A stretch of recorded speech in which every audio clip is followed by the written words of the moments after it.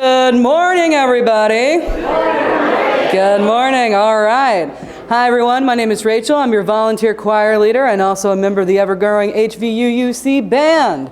Before we get service started this morning, which is one of my favorites, our lovely water communion, I have a couple of pieces of business to attend to. If you are visiting us for the first time today, you are especially welcome. Our greeters at the welcome table over there can help you get oriented if you have any questions. Also, if you have little ones, the greeters can help you get those children to the nursery. Our services are filmed and they're posted on YouTube. If you do not wish to be posted on YouTube, you can send in the sent free sections, which are the sections back here and back here. Let's see here. Feel free to move during the opening hymn if you need to go to a section that is not being filmed. Otherwise, please silence your cell phones and join us in standing or in sitting and singing hymn number 100 in your thick gray hymnal. I've got Peace Like a River. We will be singing the first three voices. We'll be singing the first three verses only. Please rise in spirit or body and join us in singing hymn number 100 in your thick gray hymnal.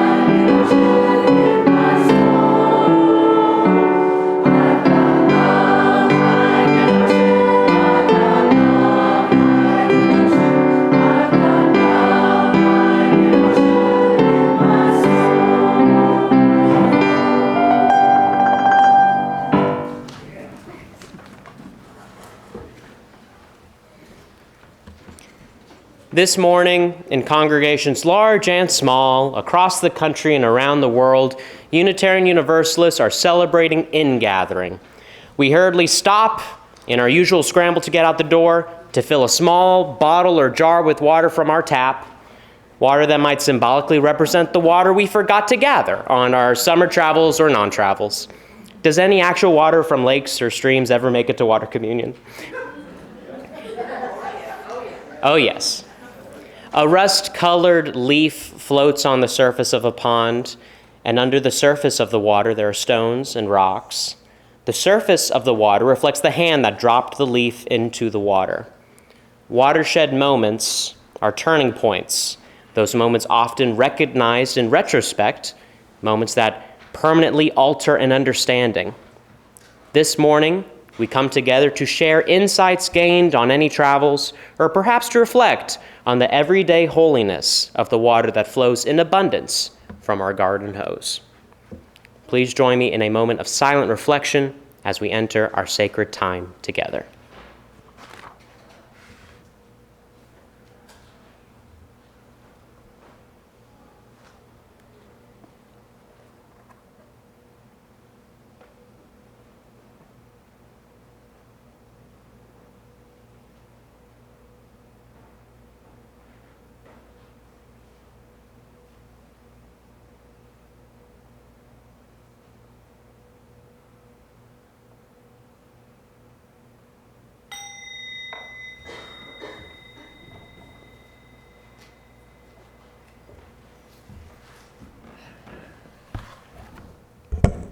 Good morning. Welcome to Holston Valley Unitarian Universalist Church. I'm Catherine, and Bradley and I are your service leaders for the day.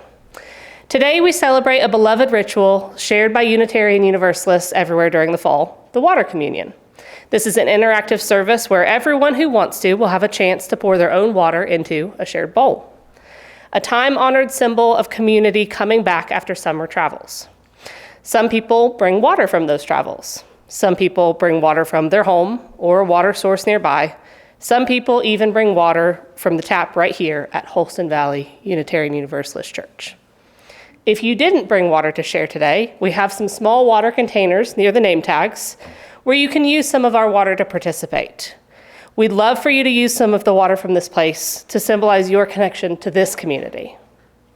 Because a big part of the water communion is a chance to share about your water, to tell us where it came from, and to say a sentence about why it is meaningful to you, we want to leave as much room in the service for that as we can. For that reason, the order of service is arranged slightly differently. You'll notice that our candles have been replaced by the water bowl. You'll still get a chance to remember your joys and sorrows during the service, but it's been moved closer to the end, and we'll be using water and pebbles instead of fire and candles today. But the fire of our chalice flame continues to be another important symbol of our community, so let's light our chalice together with the words of our congregation's vision statement, printed in your bulletin. We work together as a church to transform ourselves, our community, and our world by sharing love, pursuing justice, and seeking wonder. Today, we're inviting our kids, youth, and their parents to join us up here for our Time for All Ages, where we're going to learn a little bit more about rivers and their creatures. This is also the time kids can put money for the kids' collection plate. The children voted on what cause they would like to support, and they voted to give money to alleviate hunger in the Tri-Cities. So the water communion means we have all kinds of reasons to talk about various watery things, and it's going to be about rivers, but it's also going to be about the creatures that live in rivers. Can you think of a creature that might live in or near a river? Because that's what we're going to be reading about. Fish, for sure. That's the first, isn't it? A frog. A frog, definitely. I like that thought. Yes, it might be a whale coming in from the ocean for a minute. That would be a happy little fellow. Snapping turtle. Snapping turtle. And turtles. Dragonflies. We're going to read, oh yes, there will be dragonflies in the story too. So the cool thing about this book, which is hard to tell from sitting down there and certainly hard for the adults to tell, is that every one of these creatures is in a specific river, and there's a map that shows where the river is. There's a multi-level story, but we're just going with level 1 here. Over in a river where the warm waters run, you need to get ready to move, okay? Lived a mother manatee and her little calf of 1. Paddle, said the mother. Get your paddles out. Paddle, said the mother. I paddle, said the one. You can say that with me. I paddle, said the one. So they paddled in a river where the warm waters run. That's a warm river. We don't have manatees up here, do we? They're so cool. I hope you get to see them sometime. Those you might recognize. Herons. Over in a river where the cattails grew lived a mother blue heron and her little chicks too. Stand, said the mother. We stand, said the two. They can stand on one leg. Can you do it on one leg? That's even more clever. There you go. So they stood like statues where the cattails grew. Okay, herons. What else have we got? Somebody said fish. One of the biggest and most yummy fish. Over in a river flowing out to the sea lived a mother wild salmon and her little spots. They're called smolts, the babies. Little smolts 3. Splash, said the mother. We splashed, said the 3. So they splashed all day in a river flowing down to the sea. You're going to be a salmon, aren't you? You've seen these in our rivers, haven't you? And our ponds, absolutely. Over in a river, in a nest on the shore, lived a mother mallard duck and her little ducklings 4. What do you think they do? Waddle, said the mother. We waddle, said the 4. So they waddled all day in a river, on a river near the shore. Oh my, none of us mentioned snakes. Over in a river where they swallowed prey alive, lived a mother water snake and her little hatchlings 5. Slither, said the mother. Can you slither like a snake? Slither, said the mother. We slither, said the 5. So they slithered by a river where they swallowed prey alive. Good crayfish. Recognize beavers? There are beavers around here where we live. Over in a river in their lodge built with sticks lived a busy mother beaver and her little kits 6. Gnaw, gnaw, said the mother. We gnaw, said the 6.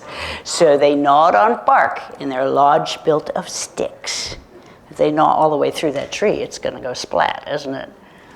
You go up to Base Mountain, you'll see that happens sometimes. Ooh. Somebody else said a dragonfly. Over on a river, darting up toward heaven, lived a mother dragonfly and her little dragonflies 7. Whirl! Can you whirl all the way around like a dragonfly? Yeah, whirl, said the mother. We whirl, said the 7. So they whirled above a river, darting up towards heaven. Over in a river where they could communicate, lived a furry mother muskrat and her little kits 8. Squeal, said the mother. Can you squeal? We squeal! Yes, you can. We squeal, said the 8. So they squealed in a river where they could communicate. That means talk to each other. I guess they talk in squeals. Okay, somebody mentioned frogs. Over in a river, in the warm sunshine, lived a mother tree frog and her little froglets 9. What do?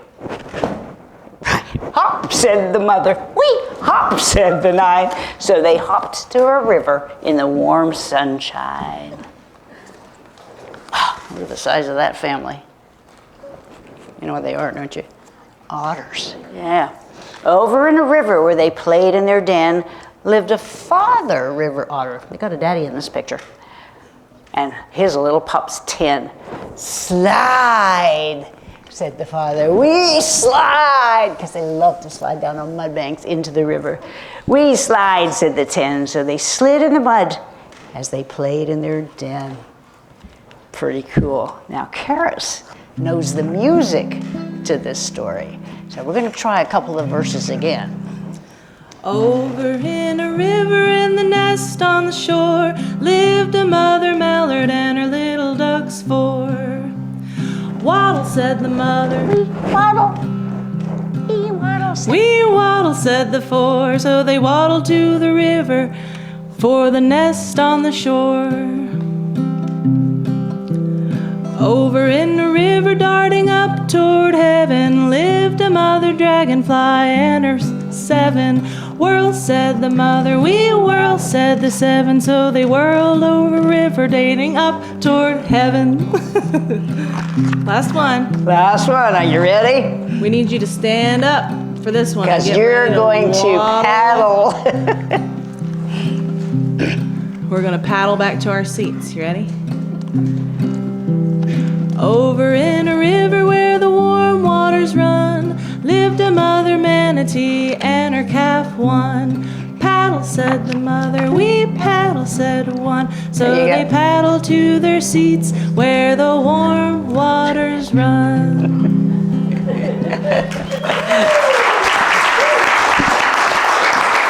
Nice, girl. Just a story speaks to a part of us that nonfiction usually can't reach in the same way. Music speaks to a part of us deeper than words. Today's musical offering is To the Ocean, performed by Rachel, Aaron, Wendy, Karis, and Kirk. Okay, that's where it was for subjects.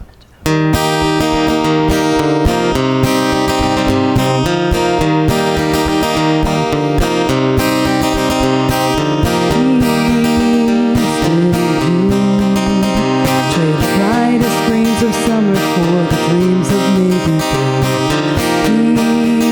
east in June.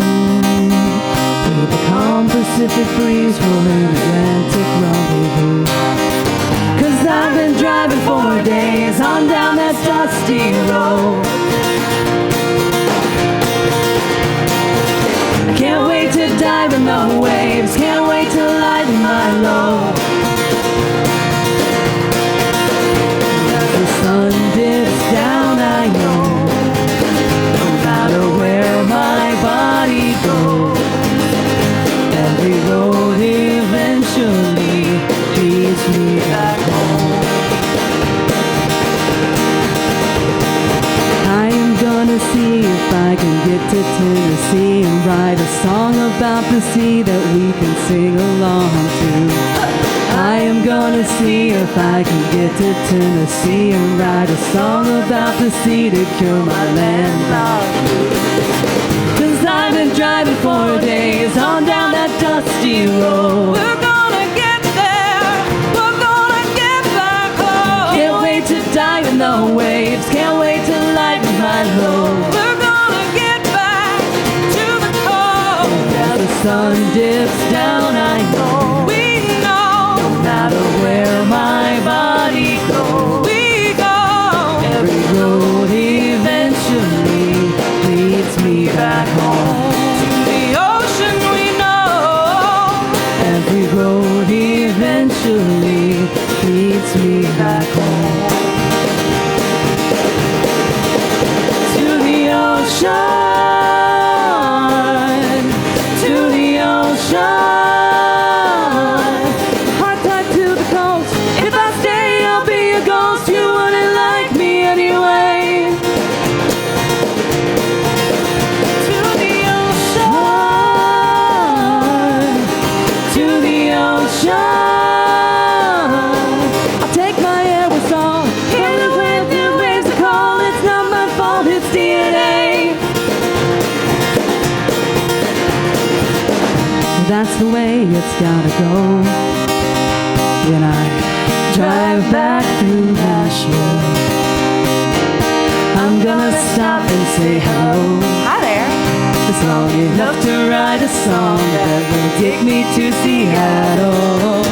I've been driving for days on down that dusty road. We're gonna get there, we're gonna get back home. Can't wait to dive in the waves, can't wait to lighten my load. We're gonna get back to the coast. And as the sun dips down, I know, we know, no matter where my body goes, we go.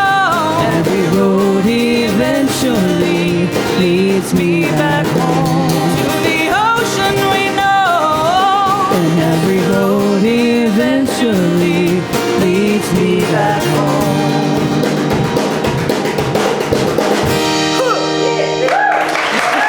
As we know it. For starters, ocean plankton provides more than half of our planet's oxygen. There are approximately 33.25 million cubic miles of water on Earth. 96% of it we cannot drink. Water comes from more than 70% of Earth's surface. 95% of those waters have yet to be explored. From 1 million miles away, our planet resembles a small blue marble. From 100 million miles, it's a tiny pale blue dot. Author Arthur C. Clarke once commented how inappropriate to call this planet Earth when it's quite clearly ocean. That simple blue marble metaphor is a powerful reminder that ours is an aqueous planet. Water is the sine qua non of life and seems to be all over the universe, and so it's reasonable for NASA to use a follow-the-water strategy as a first cut or shorthand in our quest to locate other life in the universe. Lynn Rothschild, an astrobiologist at the NASA Ames Research Center in Mountain View, California, told the author that I'm reading.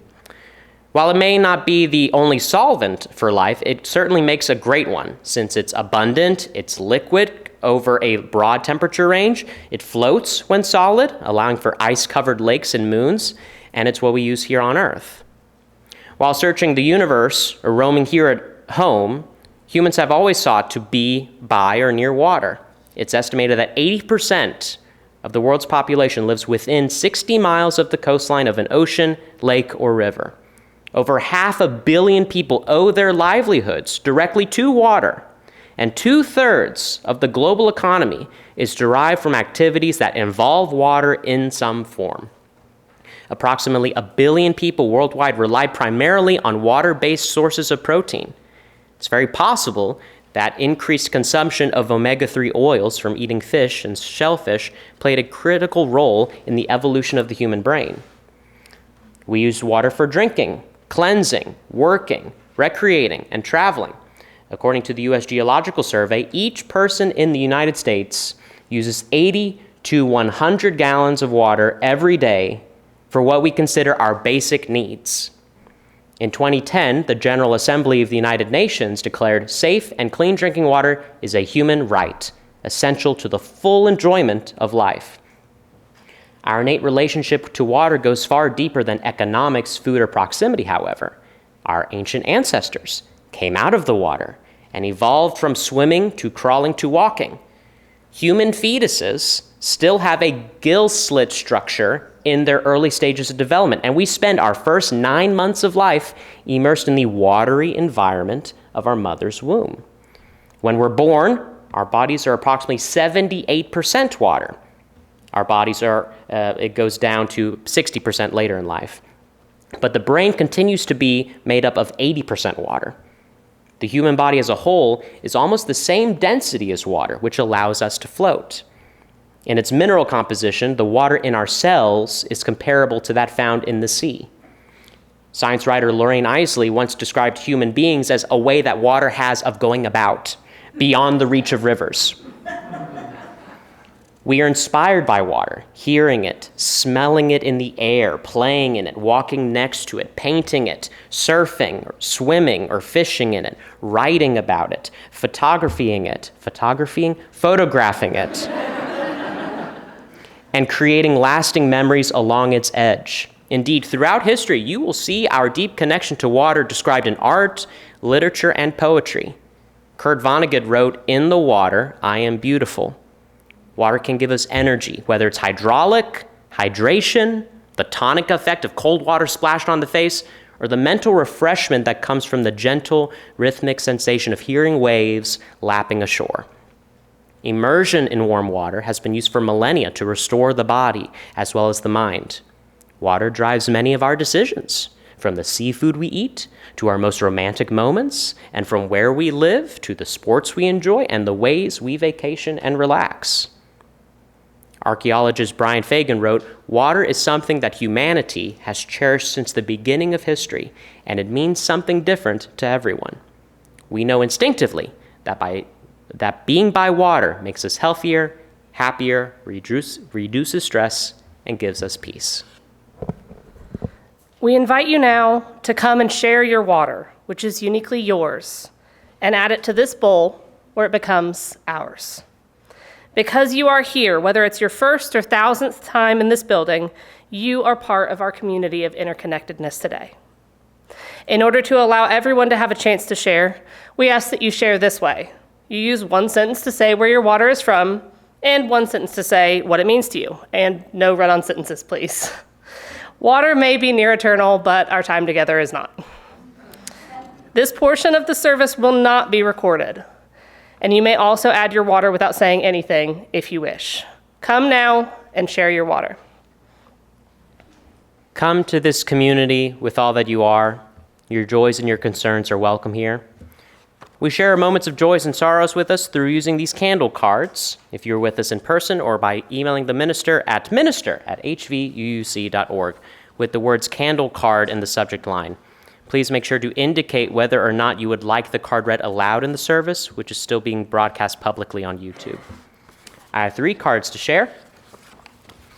One is from the kids of HVUUC. It is a candle of joy. We feel joy because of dogs on the porch, spotless giraffes, God, art, friends, family, our community, playtime, siblings, a favorite book, sunshine, and snacks.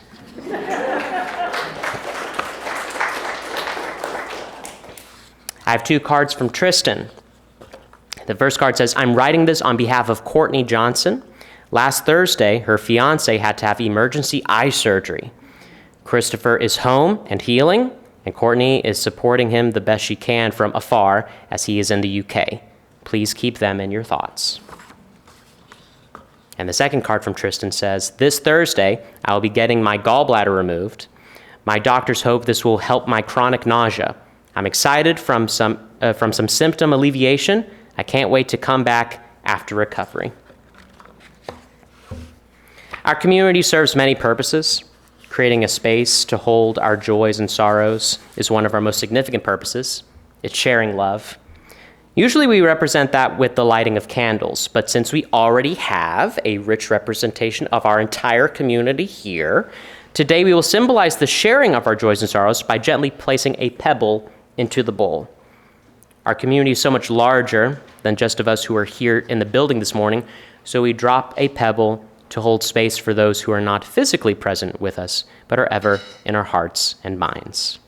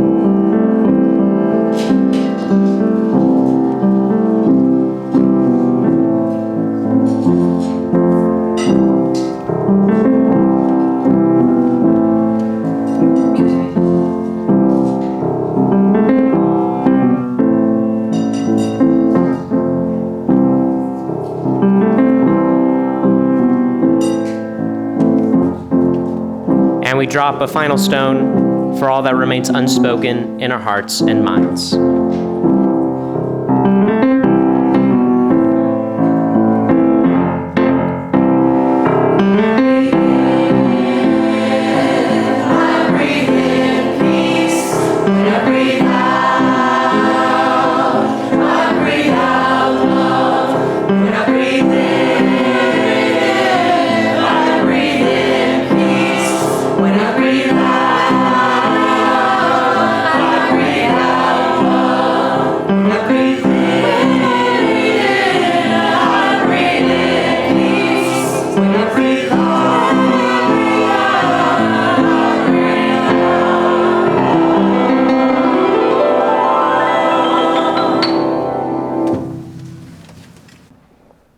We thank you for being with us today.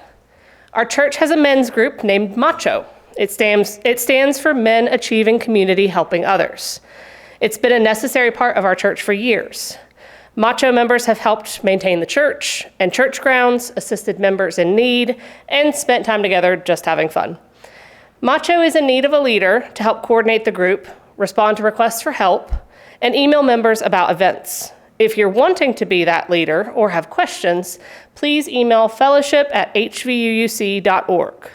Our church band is looking for some new members. If you have any musical talent and would like to help every once in a while, email musicdirector@hvuuc.org.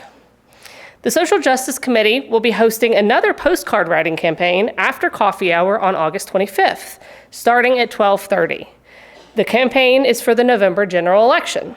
Have some coffee and convince people to get up and vote. The church will also be having a big church picnic August the 24th from 4 to 7.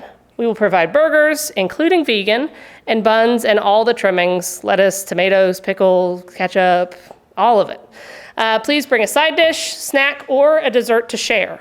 We also need volunteers to grill, set up, serve, and clean up. We will eat around 4:45.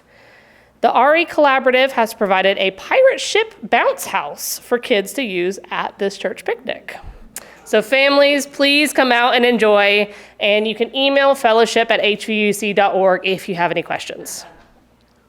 You can learn more about the many opportunities for fellowship, justice work, and working together by visiting our website, hvuc.org, and checking out our news and events sections.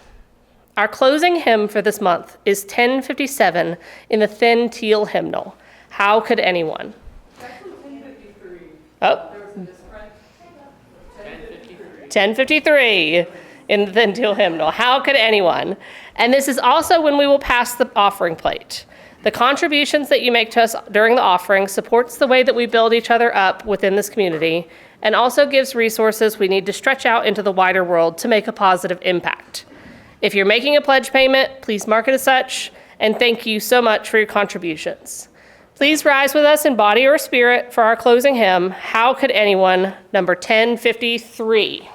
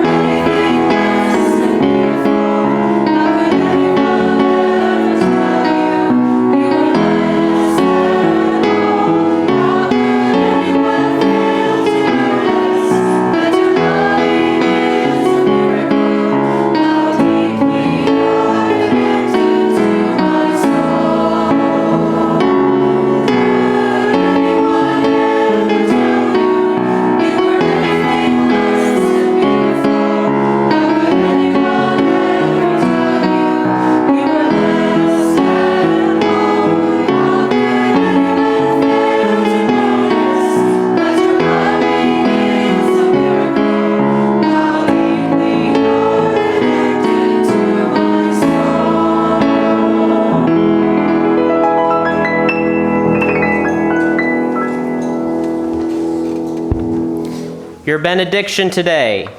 Grass is greener at other people's feet because they watered it. Stay hydrated. Have a great day, have a great week, and yay, church!